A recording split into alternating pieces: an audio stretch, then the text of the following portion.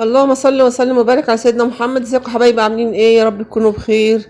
بصوا بقى، انا كنت الاول بعمل الفيديو اقول لكم ميزانيه 400 جنيه بنجيب منها فراخ ولحمه طول الاسبوع وفاكهه، والدنيا بنظبط الدنيا ب 400 جنيه.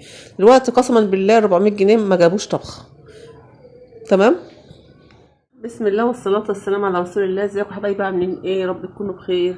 تعالي بسرعة كده اقولك الاسعار بتاعت النهاردة. احنا النهاردة 24/9. الاسعار بسم الله ما شاء الله زي الزفت، يعني ببشركم يعني الحاجة مش عايزة ترخص خالص، والدنيا طينة خالص، يعني حاجة ربنا يتولانا.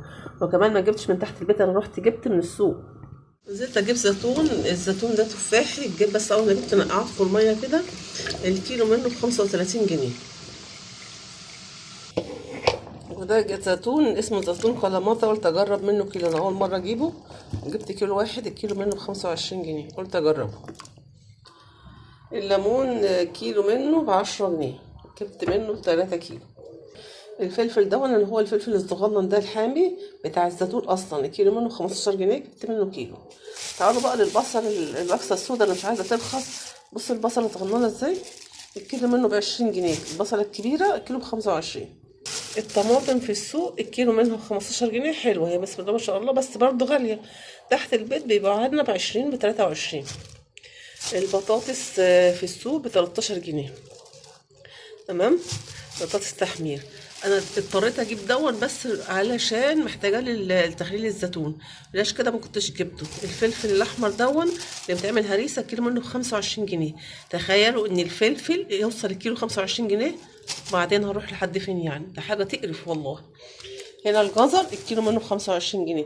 يعني مفيش حاجه دلوقتي ب10 مش عارفه ايه، لا كل حاجه فوق ال20 وفوق ال30 جنيه. الجزر الكيلو منه ب25 جنيه.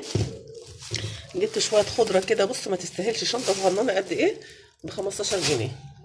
وجبت دي الاصيل ده ب18 جنيه. يعني الليله دي حبه الحاجات اللي وريتها لكم دول كلفوني 400 جنيه. يرضي مين؟ الزيتون ب35 جنيه، جبت 4 كيلو. وجبت من القنماطة 8 كيلو. ده حاجة مش مشكلة، هنعملها من السنة للسنة.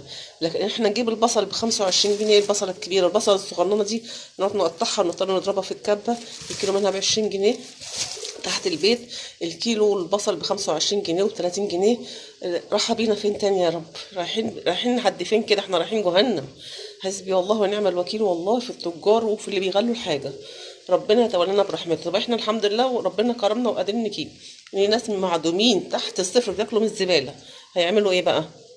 لله الامر من قبل ومن بعد. ان هنقول ايه النهارده؟ ال100 جنيه ما بتجيبش غدوه. ال100 جنيه ما بتعملش اي حاجه. عشان تعملي النهارده طبق سلطه هيكلفك 50 جنيه. الاول كان بيعدي بتاع البصل وبتاع الطماطم يقول لك 4 ب10 جنيه. النهارده بتاع البصل والطماطم بيعدي يقول لك الاربعه ب100 جنيه. النقطه الصفر ده الزيرو ده جه منين وجه امتى؟